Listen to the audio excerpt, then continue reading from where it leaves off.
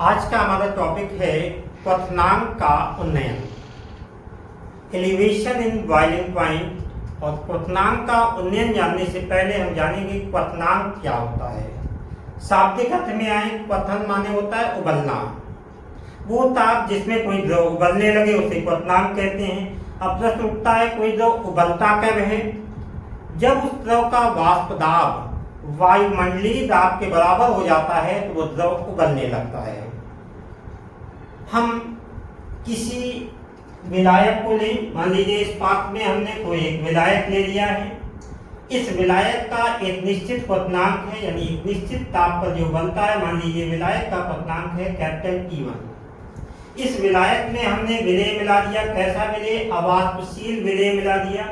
अवाष्पशील विलेय मिलाने से क्या हुआ? ये विलयन बन गया। इस विलयन का भी एक निश्चित क्वथनांक होगा, मान लीजिए वो है कैपिटल T2। अब T1 और T2 में अगर हम कंपेयर करें तो T2 is greater than T1, यानी विलयन का क्वथनांक हमेशा विलायक के क्वथनांक से अधिक होता है। अब प्रश्न उठता है कि कारण क्या है कि विलयन का क्वथनांक ज्यादा होता है, विलायक का क्वथनांक कम होता है। या क्वेश्चन डेवलप होता है कि क्या कारण है कि जब किसी विलायक में अवाष्पशील विलेय मिलाते हैं तो उसका क्वथनांक बढ़ता है। उसका सीधा सा रीजन ये होता है कि किसी हम विलायक में अगर अवाष्पशील विलेय मिलाते हैं तो अवाष्पशील विलेय मिलाने से क्या होगा? वाष्प दाब घटेगा।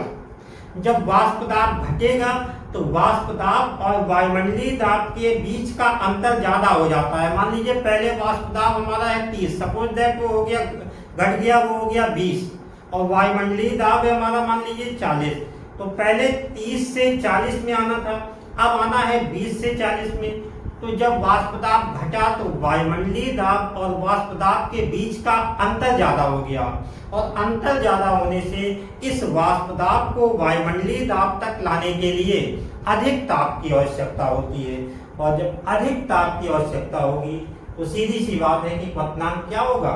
क्वथनांक बढ़ेगा। यानी हमेशा विलायक का क्वथनांक कम होता है और विलयन का क्वथनांक ज्यादा होता है।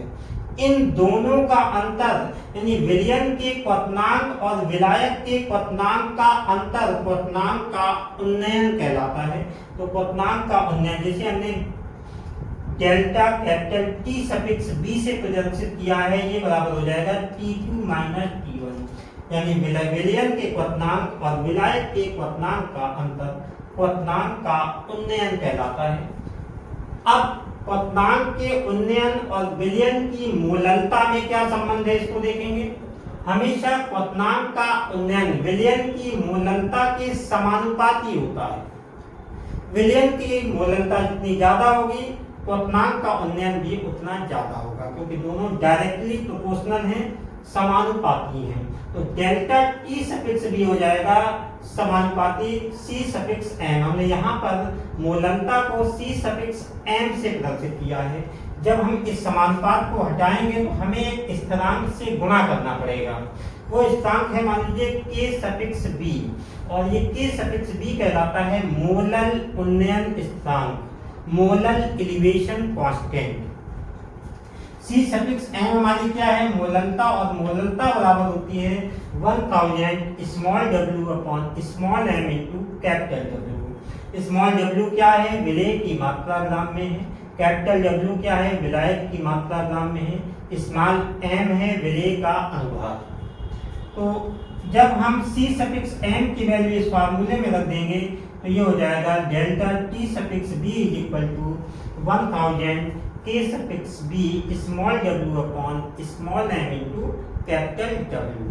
और यही फार्मूला मॉडिफाई हो जाता है। यहाँ हम 1000 की जगह अगर 100 लेते हैं तो ये हो जाएगा delta T suffix B is equal to 100 KB dash small w upon small m into capital W। तो KB डैश क्या है? ये हो जाएगा ग्राम अणुक उन्नयन स्थिरांक, या इसी को मोलर उन्नयन स्थिरांक या आणविक उन्नयन स्थिरांक भी कहते हैं। और Kb क्या हो जाएगा? मोलर उन्नयन स्थिरांक। इसमें कभी कोई न्यूमेरिकल आता है एग्जाम में, तो अगर दिया हुआ है मोलर उन्नयन स्थिरांक तो हम यहाँ 1000 वाला फार्मूला लगाएंगे। Delta T suffix B is equal to 1000 K suffix B small w upon small m into capital W। अगर ग्राम अणुक उन्नयन स्थिरांक दिया हुआ है या इसी को मोलर या आणविक उन्नयन स्थिरांक भी बोलते हैं, तो हम ये वाला फार्मूला लगाएंगे। तो इस तरह से हम क्वथनांक का उन्नयन और विलयन की मूलता में संबंध स्थापित कर सकते हैं। 1000 वाला फार्मूला लगाएंगे। Delta T suffix B equal to 1000 K suffix B small w upon small m into capital W। अगर ग्राम अणु उन्नयन स्थिरांक दिया हुआ है या इसी को मोलर या आणविक उन्नयन स्थिरांक भी बोलते हैं, तो हम ये वाला फार्मूला लगाएंगे। तो इस तरह से हम क्वथनांक का उन्नयन और विलयन की मूलता में संबंध स्थापित कर सकते हैं।